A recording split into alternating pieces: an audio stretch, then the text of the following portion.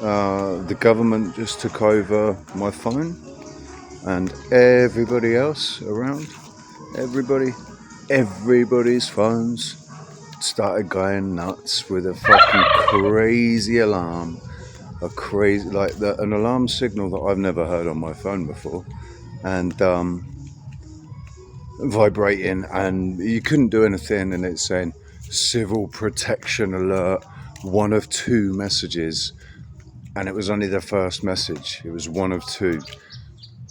Couldn't do anything with the phone. Had to turn the phone off in the end because I couldn't stop it. It wouldn't stop. It just continued. Couldn't record it. Couldn't do anything at all. But it looks like they're gearing up. They're gearing up to terrify everybody with a bullshit narrative about a world war. Chuck it in the fucking bucket. Fuck it. Fuck it. Chuck it in the fucking bucket.